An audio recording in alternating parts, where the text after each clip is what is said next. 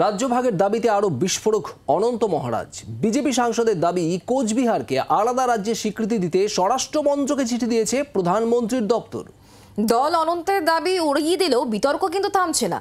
আর এরই মধ্যে এবার গেরুয়া শিবিরকেই টুকরে টুকরে মঞ্চ বলে কটাক্ষ করেছেন মুখ্যমন্ত্রী। আনুষ্ঠানিকভাবে বাংলা ভাগের বিরোধী গেরুয়া শিবির, কিন্তু সেই বিজেপির মধ্যে থেকেই রাজ্য ভাগের দাবি উঠছে বারবার। বৃহস্পতিবারই পৃথক কোচবিহার রাজ্যের দাবিতে সরব হন বিজেপির রাজ্যসভার সাংসদ অনন্ত মহারাজ।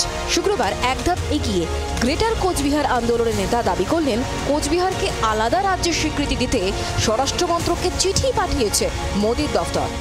প্রধানমন্ত্রী মাননীয় নরেন্দ্র মোদীর অফিস থেকে বলে দিয়েছে গৃহ মন্ত্রণালয়কে রাজ্যটা বানিয়ে দেওয়ার জন্য।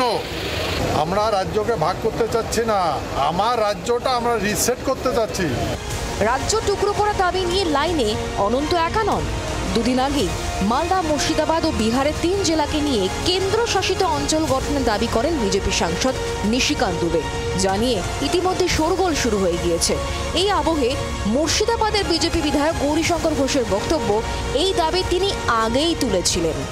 দেখুন, এই দাবি আমি 2022 সালের 18 আগস্ট প্রথম করেছিলাম যে মুর্শিদাবাদ জেলাকে কেন্দ্রশাসিত অঞ্চল করতে হবে আইনের শাসন লাগু করার জন্য। কারণ মুর্শিদাবাদ জেলায় আইনের শাসন নেই, এখানে জেহাদিদের দাপাদাপি চলছে, বিদেশি শক্তি বাবার মুর্শিদাবাদকে আলাদা করার চক্রান্ত করছে।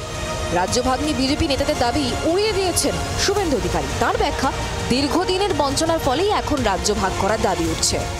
কেন্দ্রশাসিত অঞ্চল বা রাজ্য ভাগ এটা ভারতীয় জনতা পার্টির এজেন্ডা নয়। তারা উত্তরবঙ্গের বঞ্চনা, মুর্শিদাবাদ মালদার ডেমোগ্রাফি পরিবর্তন, হিন্দু পলায়ন এসব নিয়ে বলছেন। তারা অবক্ত যন্ত্রণা থেকে বলছেন। আমি যতদূর জানি প্রধানমন্ত্রী এবং স্বরাষ্ট্রমন্ত্রী সুস্থ মানুষ। কে কি বলছেন বাইরে এসে সেটা আবার এর কোনো বিষয় নয়। পশ্চিমবঙ্গে ভারতীয় জনতা পার্টি এবং ভারতীয় জনতা পার্টির সর্বভারতীয় নেতৃত্ব পশ্চিমবঙ্গ বিভাজনের বিরুদ্ধে। বিজেপি রাজ্যভাগের দাবির বিরুদ্ধে সরব মুখ্যমন্ত্রী মমতা বন্দ্যোপাধ্যায়। দিল্লি যাওয়ার পথে গেরুয়া শিবিরকে টুকরে টুকরে মঞ্চ বলে কটাক্ষ করেছেন তিনি। তার কথায়, বাংলা ভাগ মানে ভারত ভাগ। Somebody said divide the Bihar